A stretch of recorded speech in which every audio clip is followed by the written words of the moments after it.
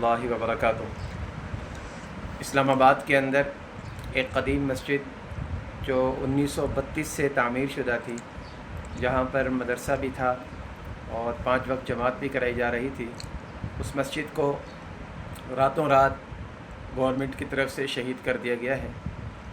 याद रखें कि ये ऊँचे हथकंडे मसाजिद के ख़िलाफ़ मुहिम चलाना, मदारिस के ख़िलाफ़ लोगों को उकसाना, मदारिस के ऊपर छापे लगाना और इस तरह की ये साजिशें कभी भी इंशाअल्लाह वतन अज़ीज़ के अंदर कामयाब नहीं हो सकती।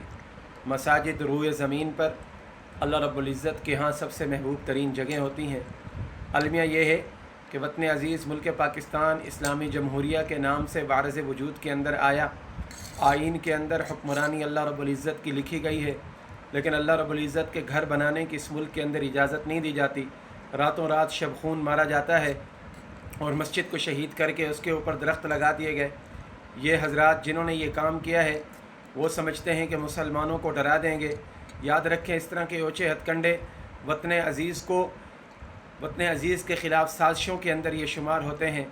हम हर किस्म की बातें बर्दाश्त कर सकते हैं, हम भूख अफलास बर्दाश्त कर सकते हैं, हम भूखा प्यासा रहना बर्दाश्त कर सकते हैं, लेकिन मसाजिद की तौहीन, मदारिस की तौहीन, शायर इस्लाम की तौहीन बर्दाश्त नहीं हो सकती।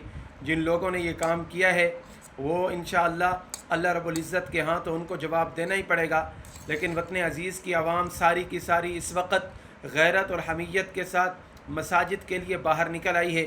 इंशाअल्लाह ये मस्जिद दोबारा तामीर होगी और वतन अज़ीज़ में जिस भी मस्जिद के ख़िलाफ़ कोई भी साजिश की जाएगी वो मस्जिद के ख़िलाफ़ साजिश ख़त्म हो जाएगी। मस्जिदें कायम रहेंगी, लेकिन इन लोगों की हुक्मरानियाँ ख़त्म हो जाएंगी। हुक्मरान